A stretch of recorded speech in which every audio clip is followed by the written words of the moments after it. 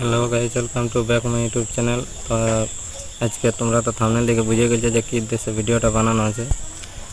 কিছুদিন আগে 9ই আগস্ট কলকাতার আরজি করে যে ঘটনাটা ঘটেছিল, যে একটা ডাক্তার মানে মৌমিতা দেবনাথ, তার তিনি মানে কী বলবো, সে 36 ঘন্টা ডিউটি করার পর নিজের কেবিনে মানে যেখানে রেস্ট রুম থাকে সেখানে গিয়ে মানে শুয়েছিল। কিন্তু সে কি আর জানতো যে সেদিনের রাতটাই তার শেষ রাত।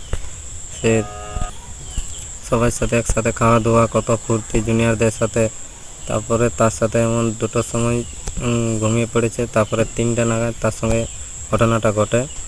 মানে 18-20 জন থাকে, তাকে মানে তার সঙ্গে মানে একদম মানে পশু রকম ব্যবহার করে তাকে মানে ছিঁড়ে খাইয়ে নিয়েছে একদম। মানে 130টা কামড়ের দাগ, তারও কি বেশি ছিল। মানে পোস্টমর্টম তার জঙ্গি থেকে মানে বিভিন্ন মানে একদম ক্ষতবিক্ষতভাবে একদম মেরে দিয়েছে। তো তার কি দোষ ছিল?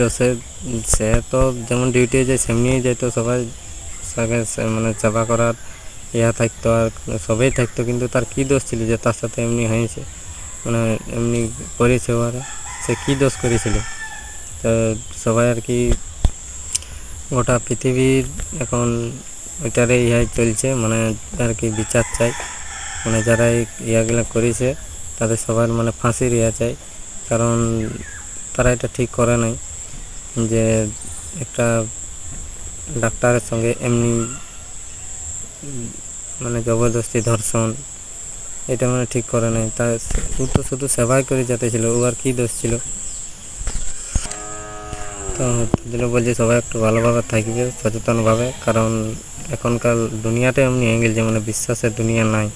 এখন টাকা দিলেই লোকে যা ইচ্ছা তাই করে দিচ্ছে। এখন তো আর মদের মানে এখন মানে কী বলি, মানে নিজের ঘরের লোককে এখন বিশ্বাস করাটা মানে কখন যে মানে কী করতে কী হয়ে যায় মানে মানে বোঝা মুশকিল।